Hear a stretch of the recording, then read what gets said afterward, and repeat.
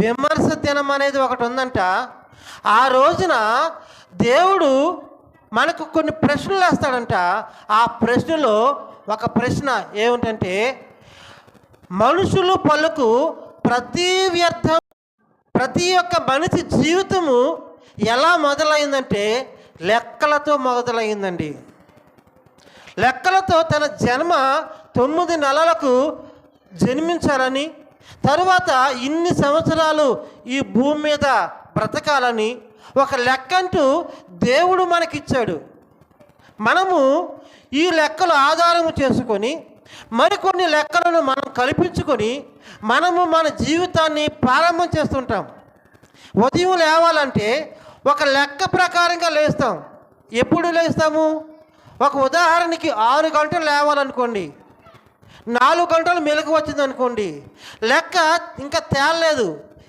ఎందుకని అంటే అతడు 6ంటికి లేవాలి అతను లెక్క, కనుక మళ్ళీ పడుకుంటాడు. ఎప్పుడు లేస్తాడు? 6 తర్వాత లేస్తాడు. అందుకే అతని జీవితం లెక్క అది. ప్రియమైన వారారా, అతను తరువాత లేచిన తర్వాత భార్యతో, ఇంకా నువ్వు టీవీ కాయలేదా, ఇంకా నాకు టిఫిన్ రెడీ చేయలేదా, ఇంకా నన్ను పనిలోకి పెంపడానికి నువ్వు నన్ను సిద్ధపరచలేదా అని భార్యకు అడుగుతాడు. ఎందుకంటే భార్య చేయవలసిన లెక్కలు ఉన్నాయి, భర్త చేయవలసిన లెక్కలు ఉన్నాయి. పురుషుడు ప్రతి పనికి ఏ పని చేసినా తాను పనిని బట్టి లెక్కలు ఉంటాయి.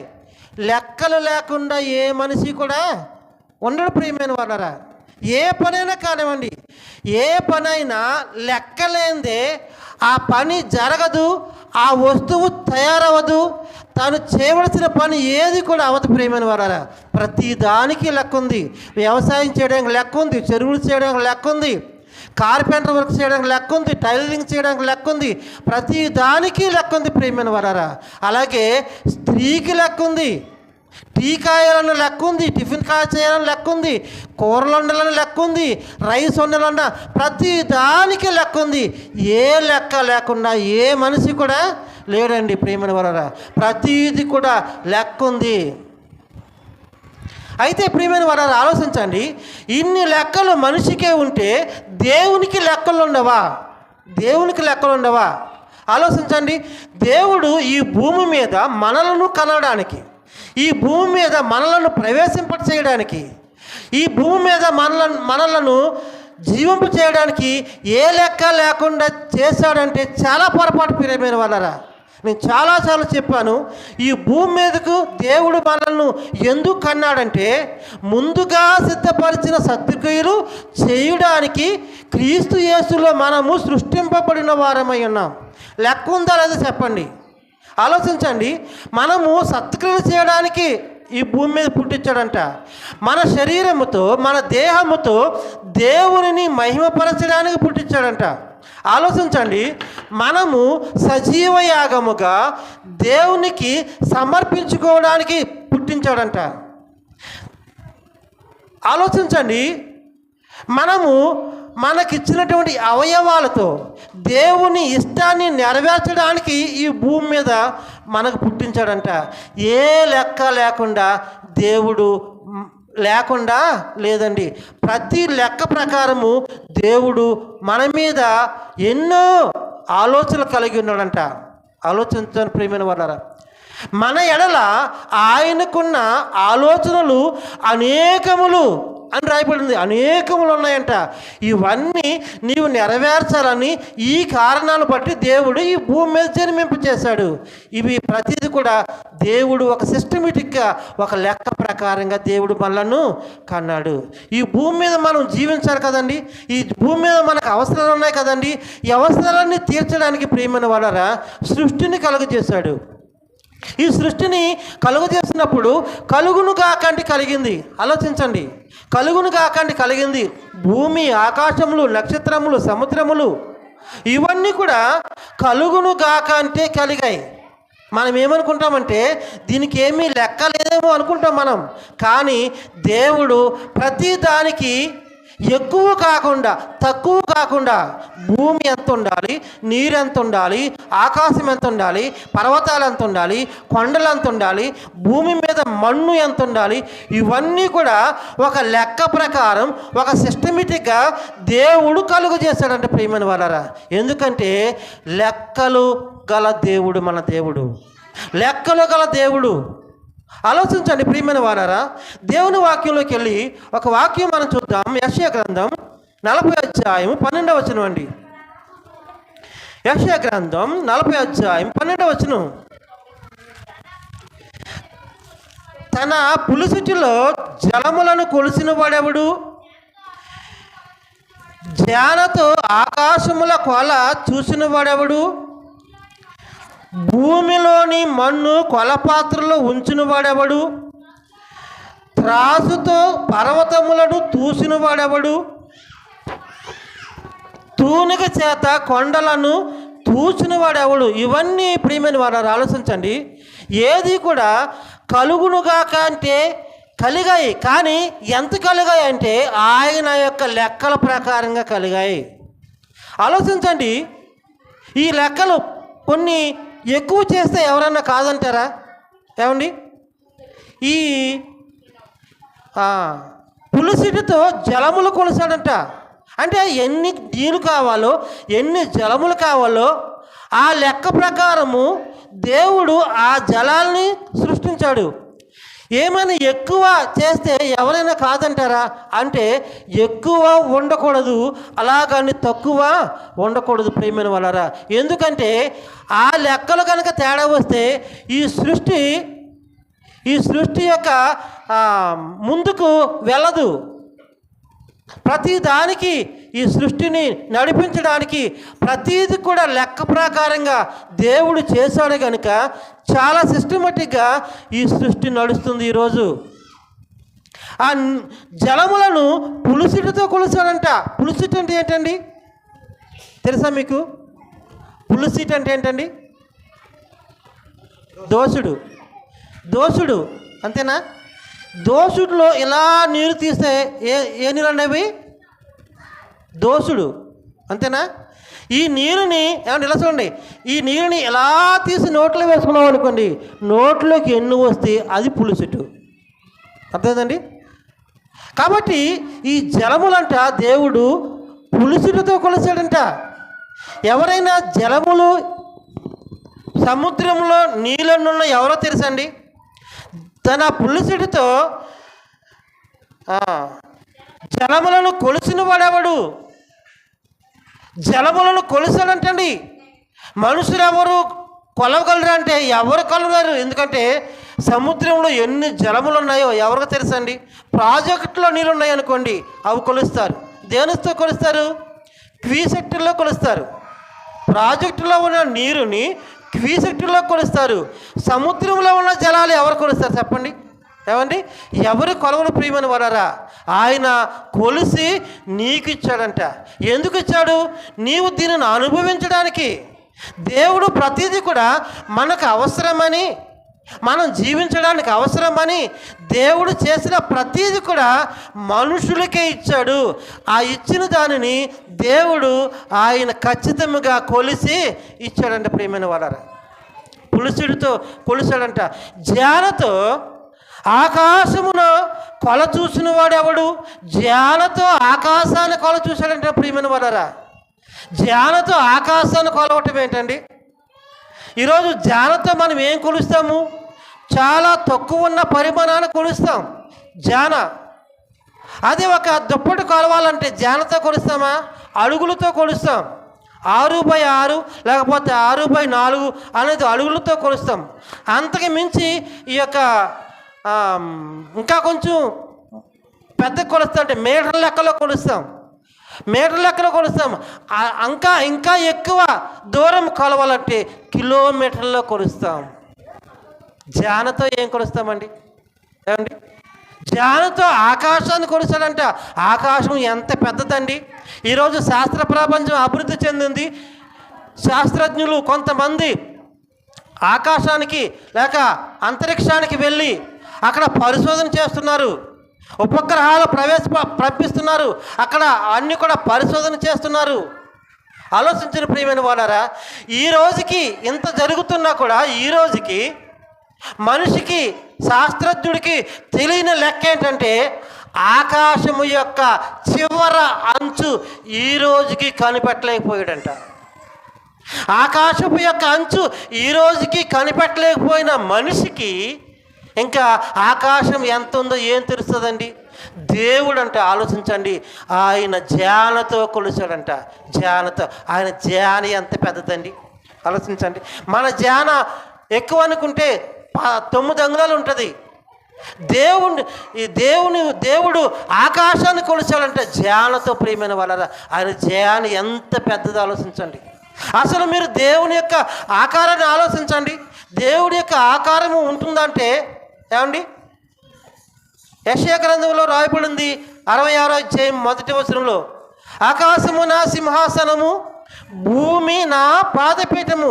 ఆకాశములో ఆయన సింహాసనం మీద కూర్చుంటే భూమి ఆయన పాదపీఠం సరిపోయిందంటండి.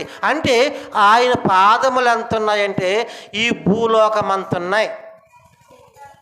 ఈ భూలోకమంతా ఆయన పాదాలు ఉన్నాయి. ఆకాశం ఎంత ఉందంటే ఆయన సింహాసనం అంత ఉంది. ఆయన శిరస్సు ఎక్కడుంది? ఏమండి, శిరస్సు ఎక్కడుంది? ఇంకా ఎత్తైన ప్రదేశంలో, బహుశా పరలోకంలో ఉందేమో అని నేను అనుకుంటున్నాను. అంత పెద్ద ఆకారము దేవుడిది. అంత పెద్ద ఆకారం కలిగిన దేవుడు ఇలా నీళ్ళని దోసుడితో కొలిసి అలా నోట్లు వేసుకుంటే పులుసుడితో ఈ సముద్ర జలాలు ఎన్ని ఉన్నాయో ఇవన్నీ కూడా ఆయన కొలిచి ఇచ్చాడంటే ప్రియమైన వాళ్ళరా. ఎందుకు కొలిచి ఇచ్చాడంటే ప్రియమైన వాళ్ళరా, రేపు మనందరికీ ఒక లెక్క అనేది ఉంది. దేవుడు మనకు అనుభవించిన దానిని, ఏదైతే ఈ సృష్టిలో అనుభవిస్తామో ప్రతి దాని గురించి దేవునికి లెక్క ఉందంట. అందుకే ఇవన్నీ లెక్క పెడుతున్నాడు, రిజిస్టర్ చేస్తున్నారు, రికార్డు చేస్తున్నాడు. ప్రియమైన వాళ్ళరా, ఆలోచించండి. దేవునికి ప్రతీది కూడా లెక్కే. ఏమండి, త్రాసుతో భూమిలో ఉన్న మన్ను కొలపాత్రలో ఉంచిన వాడెవడు? అంటే భూమిలో ఎంత మన్ను ఉందో అవి మన దగ్గర, మన ఇంటిలో ఉన్న మట్టి కానివ్వండి, పొలంలో ఉన్న మట్టి కానివ్వండి, ఎక్కడున్న మట్టి, ప్రతీది కూడా ఆయన కొలపాత్రలో వేశాడంట. కొలపాత్రలో వేసి తూసి మనకిచ్చాడంట. ఇదిగో ఇంత భూమిని మీకు ఇచ్చాను, ఎంత నీరుని మీకు ఇచ్చాను, ఎంత ఆకాశాన్ని మీకు ఇచ్చాను అని ఒక లెక్క గురించి మనతో మాట్లాడుతున్న ప్రియమైన వాళ్ళరా.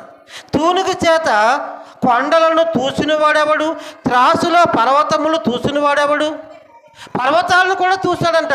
ఎందుకంటే ఈ పర్వతాలు ఎంత బరువు ఉండాలి?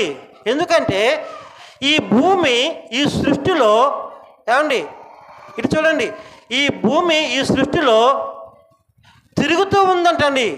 ఆకాశమునికి కింద మధ్య ఇది తిరుగుతూ ఉందంటండి. కాబట్టి ఈ భూమి బ్యాలెన్స్ చేయడానికి ఈ పర్వతాలు ఎంత ఉండాలో అంత కొలిచాడు ప్రియమైన, అంత తూసాడు. పర్వతాలు అంత ఉండాలి, కొండలు అంత ఉండాలి, అన్నీ తూసి పెట్టాడు ప్రియమైన వాళ్ళరా. ప్రతి దానికి దేవుని దగ్గర లెక్క ఉంది. ఒకే సూర్యుడు ఇవ్వడానికి లెక్క ఉంది, ఒకే చంద్రుడు ఇవ్వడానికి లెక్క ఉంది. ఏమండి, ఆకాశంలో నక్షత్రాలు ఎన్ని ఉన్నాయో లెక్క ఉంది.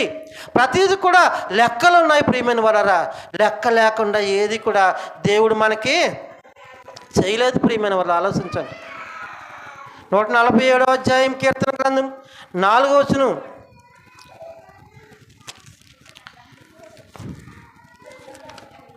నక్షత్రముల సంఖ్యను ఆయన నియమించి ఉన్నాడు, వాటన్నిటికీ పేర్లు పెట్టి ఉన్నాడు. ఏమండి, నక్షత్రములు ఎన్ని ఉంటాయండి? కోటాను కోట్ల నక్షత్రాలు ఉన్నాయని రాయబడింది. కోటాను కోట్ల నక్షత్రాలు, వీటన్నిటికీ పేర్లు పెట్టాడంటండి దేవుడు. అన్నీ కూడా లెక్క ప్రకారంగా ఈ సృష్టికి ఈ వెలుగునివ్వడానికి ఇన్ని నక్షత్రాలు ఉన్నాయి. కాబట్టి ఈ నక్షత్రాల లెక్క మనిషికి తెలుసు అంటే మనిషికి తెలియదని ప్రియమైన వాడారా. దేవుడు అబ్రహాంతో మాట్లాడుతూ ఒక మాట చెప్పాడు, ఆకాశంలో నక్షత్రములను నీవు చేతనైతే లెక్క పెట్టగలవా, నీవు చేతనైతే లెక్క పెట్టగలవా అన్నాడంటే నీ వల్ల కాదు అని అర్థం. ఏమండి? కాబట్టి దేవుడు ప్రతిదానికి లెక్క ఉంది. ఆకాశానికి కొలతకి లెక్క ఉంది, నీళ్ళకి కొలత ఉంది, భూమికి కొలత ఉంది, ప్రతిదానికి కొలత ఉంది. ఆలోచించండి, ఈ భూమి మీద 3 వంతులు నీళ్ళు ఎందుకు ఉండాలి, 1 వంతు భూమి ఎందుకు ఉండాలి? ఆలోచించండి. ఇది ఒక లెక్క, దేవునికి లెక్క. ఇవి మనకు అర్థం కాదు. ఎందుకంటే ప్రియమైన వారారా, ఈ భూమి మనకు తెలియకుండానే ఇవి గుండ్రంగా తిరుగుతూ ఉంటుందంటండి. తన చుట్టూ తాను తిరుగుతూ ఉంటుందంట భూమి. చుట్టూ తాను తిరగడానికి ఎన్ని గంటలు పడుతుందంటే 24 గంటలు టైం పడుతుందంట.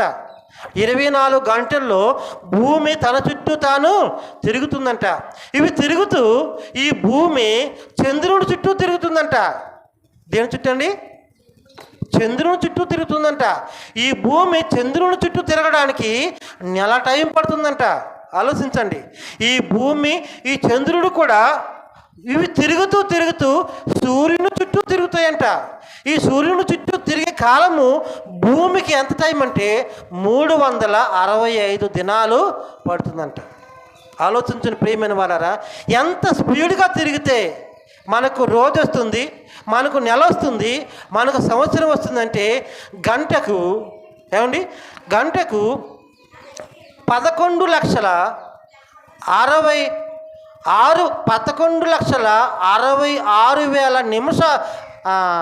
కిలోమీటర్ల వేగంతో తిరుగుతుందంట గంటకి. 11,66,000 కిలోమీటర్ దూరంతో ఎంత స్పీడ్తో నడుస్తున్నప్పుడు, ఎంత స్పీడ్తో పరిగెడుతున్నప్పుడు భూమి కంట నీళ్ళు అవసరం అంట. ఆలోచించండి ప్రియమైన వాళ్ళారా. మనకు ఒక ట్రాక్టర్ ఉందనుకోండి, ఈ ట్రాక్టర్ ఇంజను నడపడానికి ఆ ఇంజను చల్లార్చడానికి దాని రేడియేటర్లో నీళ్లు పోస్తారు. ఈ నీళ్లుంటే ఆ ఇంజను చల్లబరచడానికి. పూర్వం అంబాసిడర్ కార్లు ఉండేవి, వాటిలో కూడా నీళ్లు పోసేవారు. ఎందుకంటే ఇంజిన్ చల్లబరచడానికి. అలాగే ఇంత స్పీడ్గా నడుస్తున్న ఈ భూమిని చల్లబరడానికి ప్రియమైన వాడారా 3 వంతులు నీరు అవసరమని ఈ లెక్క ప్రకారంగా దేవుడు మనకు లెక్క చెప్పాడు. ప్రియమైన వాడారా, ఏది లెక్క లేకుండా ఇన్ని లెక్కలు కలిగిన దేవుడు మరి మనకు లెక్క అడగడండి? మనకి ఏ విధమైన లెక్కలు ఉండవండి? ప్రతి దాని గురించి లెక్క ఉంది. ప్రియమైన వాడారా, ఈరోజు మనిషి ఎలా ఉన్నాడంటే, మనిషి ఏం మాట్లాడుతున్నాడంటే, మనిషి యొక్క ప్రవర్తన ఎలాగుందంటే,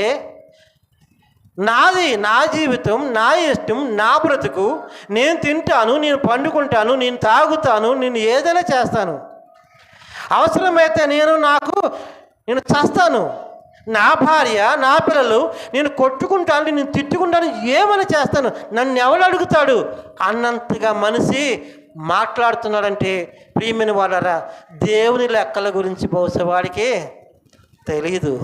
ఆలోచించండి. నీ జీవితం నీ ఇష్టం కాదు. మనం చెప్పాను, నీవు నీ సొత్తు కాదు అని. ఎవరి సొత్తు? మనం దేవుని సొత్తు. దేవుడు మనల్ని కొన్నాడు. మన ఇష్టానుసారంగా జీవించడానికి, ఇష్టానుసారంగా తినడానికి, తాగడానికి, దొరకడానికి కాదు.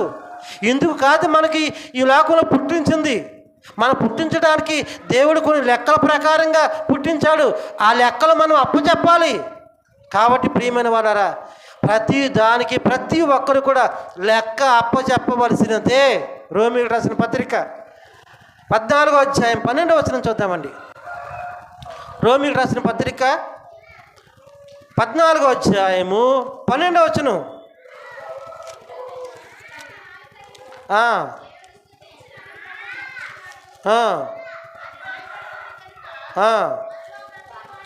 మనలో ప్రతి వాడును తన్ను గురించి దేవునికి లెక్క అప్పగింపవలను. ఎవరండి? ఎవరెవరు? మనలో ప్రతి వారును. మనలో మీరున్నారా అండి? మనలో మీరున్నారా? నేనున్నానా? మనుషులు అందరూ కూడా, ప్రతి వారు కూడా దేవునికి లెక్క అప్పచెప్పాలి.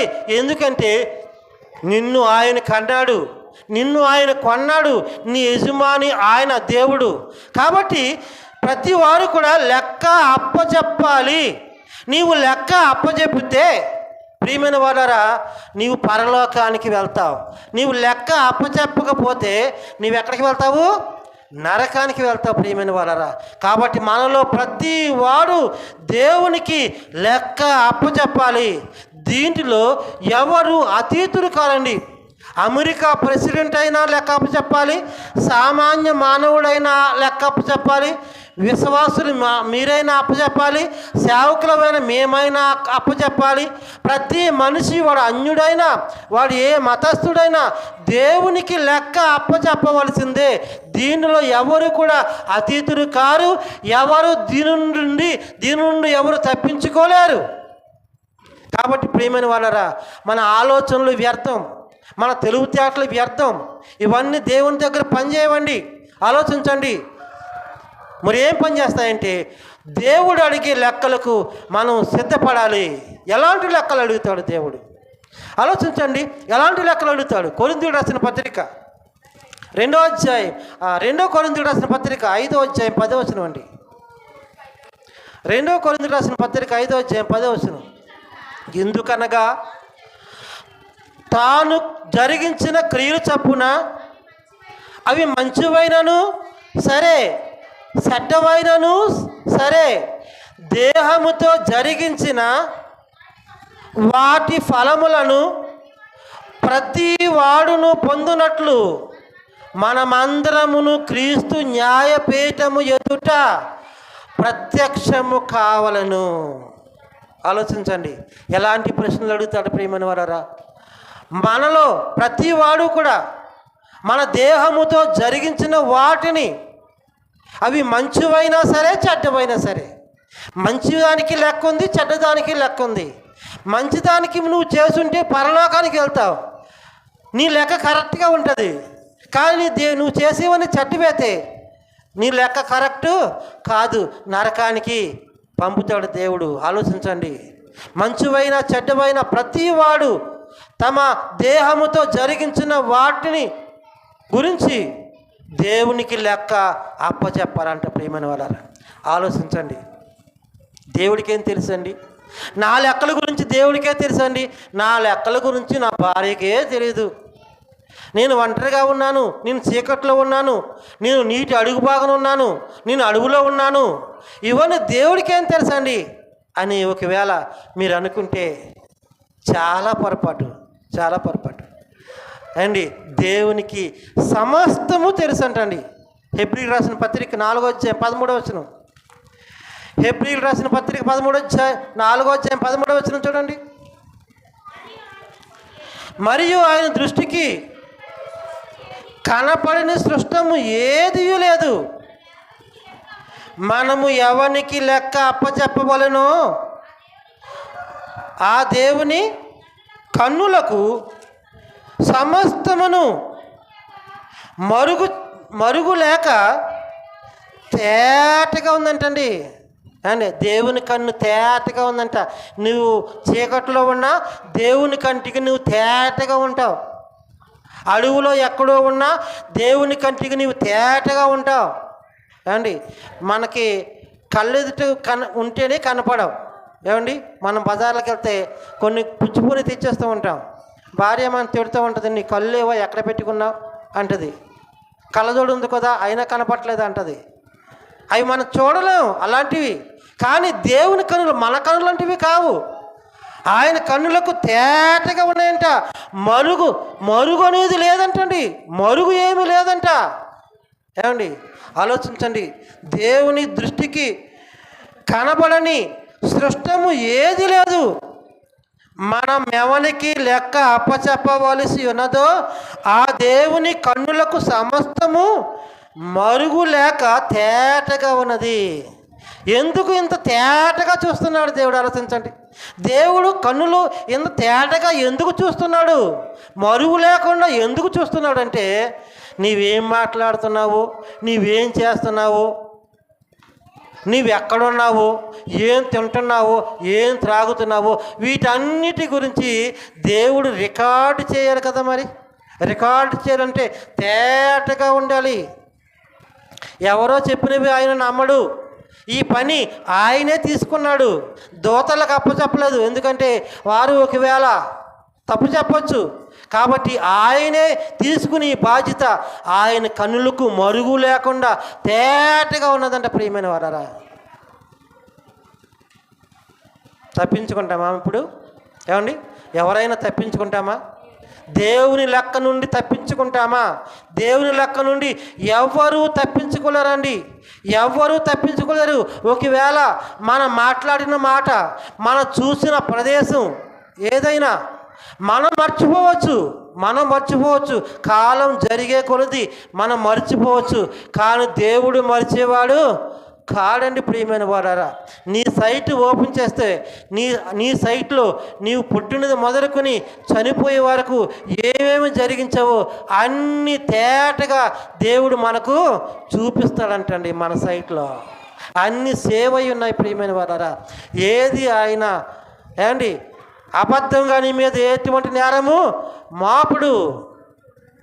ఆలోచించండి, దేవుని నుండి తప్పించుకొనుట ఎవరికి సాధ్యం కాదు. అందుకే దేవుని చేతిలో పడుట బహు భయంకరము అని రాయబడింది. మనము దేవుని చేతిలో అపరాధిగా పడకూడదు, దోషిగా పడకూడదు. ఆయన ఎదుట మనము నిర్దోషిగా నిలబడాలి, నిర్దోషిగా నీతిమంతునిగా నిలబడాలి. అందుకు మనమందరము సిద్ధపడాలి. అందుకే మనము నాశనానికి వెళ్ళిపోకూడదు అంటే గర్వం మనలో ఉండకూడదు.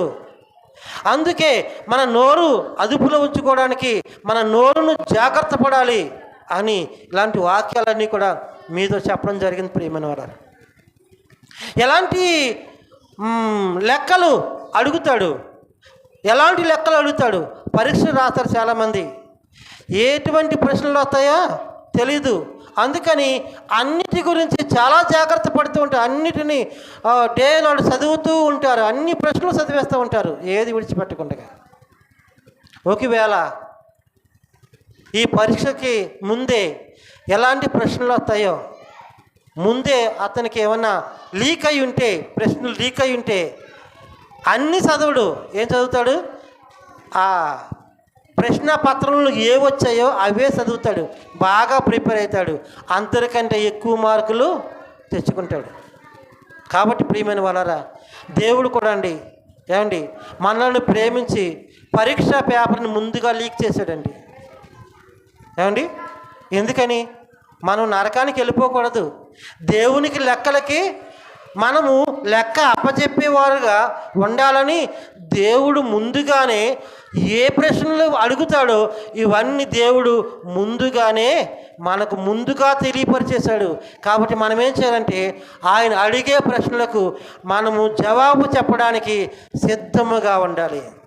ఎలాంటి ప్రశ్నలు అడుగుతాడు, ఎలాంటి ప్రశ్నలు మనం సిద్ధపడాలి? దేవుని వాక్యంలోకి వెళ్ళి చూద్దాం. ముందుగా చదువుకున్నటువంటి వాక్యం మత్తయి సువార్త 12వ అధ్యాయం 35వ వచనం.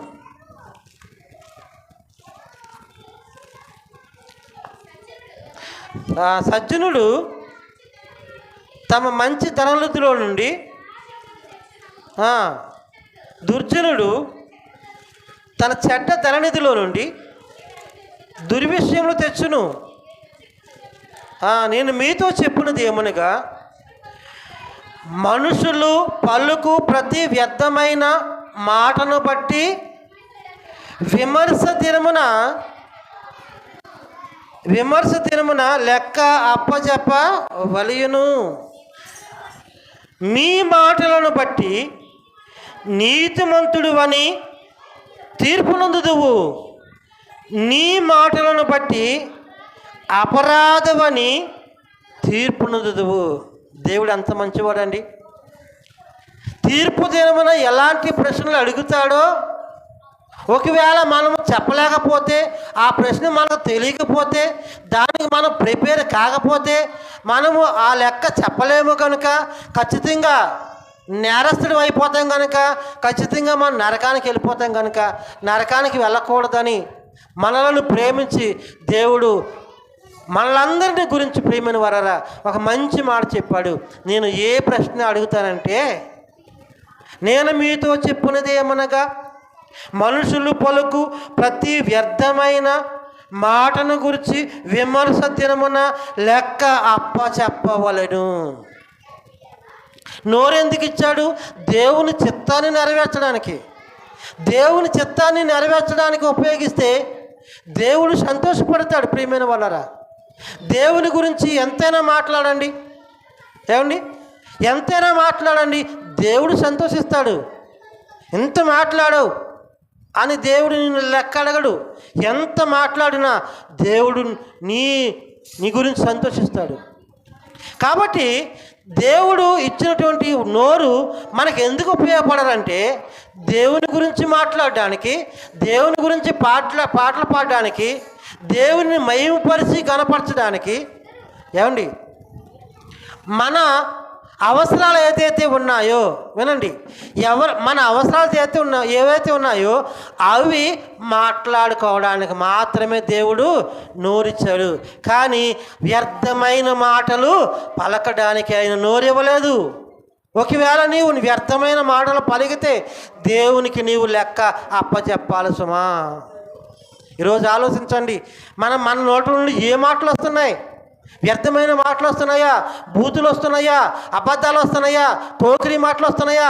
సరసోక్తులు వస్తున్నాయా?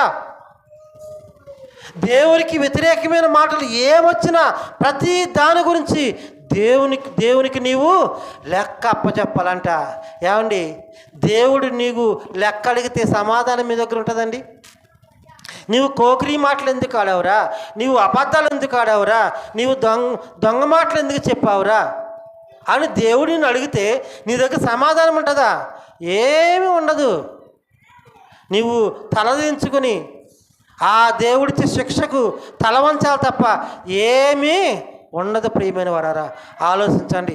ప్రతి వ్యర్థమైన మాటల గురించి దేవునికి లెక్క అప్పచెప్పాలంట. ప్రియమైన వారారా, కాబట్టి ఇప్పుడు నీ నోటి మాటలను బట్టే తీర్పు ఎలాగుంటుంది తెలుసండి? తీర్పు ఎలాగుంటుందంటే నీ నోటి మాటల ప్రకారమే తీర్పు ఉంటుంది. నీవు మాట్లాడిన మాటను బట్టి తీర్పు ఉంటుంది. నీ మాటలను బట్టే నీవు అపరాధం అని, నీ మాటలను బట్టే నీవు నీతిమంతుడు అని తీర్పు పొందుతావు. తీర్పు ఎక్కడుందండి? మనలో ఉంది. తీర్పు మనలో ఉంది. కాబట్టి మనలో ఉన్న తీర్పుకి మనమే సిద్ధపడిపోవాలి. కాబట్టి ప్రియమైన వారారా, నోరు జాగ్రత్త. నోరు గురించి చాలా విషయాలు పోయిన నెల చెప్పుకున్నాం కనుక అంతగా మీకు వివరించట్లేదు. నాకు ఇచ్చిన సమయం కూడా అయిపోయింది, నేను ముగిస్తున్నాను. కాబట్టి ఇంకొకటి చెప్పి ముగిస్తాను. ఒకటి నోరు గురించి, 2 మన ప్రవర్తన గురించి. నీ ప్రవర్తన గురించి కూడా దేవుడు నీకు లెక్క అప్పచెప్తాడంటండి. ఏమండి, రోమీయులకు రాసిన పత్రిక 14వ అధ్యాయము, రోమపత్రిక 14వ అధ్యాయం 11-12 వచనాలు.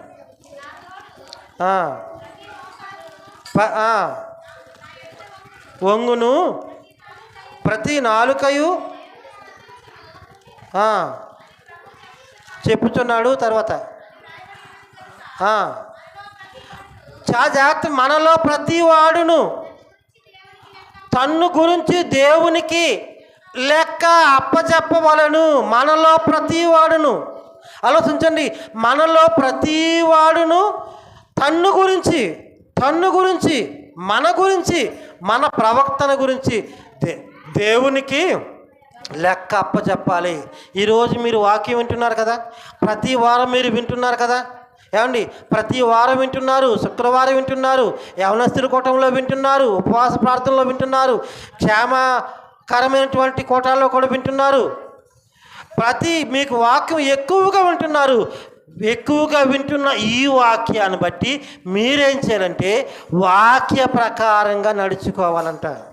దేని ప్రకారంగా అండి? వాక్య ప్రకారంగా నడుచుకోవాలంట. యాకోబు పత్రిక 1వ అధ్యాయం 22-23 వచ్చిన చూడండి. యాకోబు పత్రిక 1వ అధ్యాయం. అందుచేత సమస్త కల్మషమును విరవీగుచున్న దుష్టత్వమును మాని లోపల నాటబడి మీ ఆత్మలను రక్షించుటకు శక్తిగల వాక్యమును సాత్వికముతో అంగీకరించండి. మీరు వినువారు మాత్రమై ఉండి మిమ్మును మీరు మోసపరచుకొనకుండా వాక్య ప్రకారము ప్రవర్తించువారై ఉండండి. ప్రియమైన వాడారా, ఇన్ని వాక్యాలు వింటున్న మీరు వాక్య ప్రకారం ప్రవర్తించకపోతే మీ ప్రవర్తన విషయంలో దేవుడు లెక్క అడుగుతాడు. ఇన్ని వాక్యాలు మీరు విన్నారు, ఏ వాక్యము ద్వారా మీరు మీ ప్రవర్తన సరి చేసుకున్నారు? కాబట్టి మీ ప్రవర్తన ఈ వాక్యముల ద్వారా సరి చేసుకోవాలి. కాబట్టి మీ ప్రవర్తన సరిగా ఉండాలి అని దేవుడు అడుగుతాడంట. నన్ను గురించి అడుగుతాడు, నిన్ను గురించి అడుగుతాడు. ప్రియమైన వాళ్ళరా, మంచి మాటలు ప్రియమైన వాళ్ళరా ఆలోచించండి. ప్రతి వాడు కూడా తమ ప్రవర్తన విషయమై లెక్క అప్పచెప్పవలను. పేతురు ఏమంటున్నాడంటే 1 పేతురు 1వ అధ్యాయం 16వ వచనంలో, మిమ్మల్ని పిలిచిన వాడు పరిశుద్ధులై ఉన్న ప్రకారము మీరును పరిశుద్ధులై ఉండండి. మిమ్మల్ని పిలిచారు ఎవరు? దేవుడు పిలిచాడు. కాబట్టి ఆయన పరిశుద్ధుడు. ఆయనకు మీరు లెక్క అప్పచెప్పవలసి ఉంది కనుక మీ ప్రవర్తన విషయంలో మీరు దేవునికి లెక్క అప్పచెప్పవలసి ఉన్నది కనుక మీరును పరిశుద్ధులై ఉండండి. మీ ప్రవర్తనలో గురించి దేవుడు అడుగుతాడు, మీ మాటలను గురించి దేవుడు అడుగుతాడు. దేవుడు లెక్కల విషయంలో ఏ మాత్రము కూడా వెనకాడేవాడు కాడు. ఖచ్చితంగా అడుగుతాడు. అడిగే లెక్క ఏంటో ముందుగా మనకు చెప్పాడు కనుక ఖచ్చితంగా ఆయన మన లెక్క తేల్చనై ఉన్నాడు. మనము ఆయన లెక్కలకు కరెక్ట్గా సమాధానం చెప్పి ఎటువంటి లోపము లేకుండా మన నోరు విషయంలో కానీ మన ప్రవర్తన విషయంలో కానీ ఎటువంటి లోపము లేకుండా నీతిమంతుడిగా నిర్దోషిగా దేవుని యొద్ద నిలబడదాం. దేవుని తీర్పులో పరలోకాన్ని చేరుకుందాం. దేవుడు మిమ్మల్ని దీవించును గాక. మీ అందరికీ నా వందనాలండి. ఈ అవకాశం ఇచ్చినటువంటి నా యొక్క సహోదరులు మహిమరాజయ్య గారికి మీ అందరికీ నా హృదయపూర్వక ధన్యవాదాలు. అందరికీ వందనాలండి. దేవునికి మహిమ కలుగును గాక. చప్పట్లు కొట్టి దేవుని కనపరుచుకున్నాం. దేవుడు మంచి వాక్యం మనకి దైవజనులు అందించున్నాడు. హల్లెలూయా. మనలో ప్రతివాడు తన గురించి తానే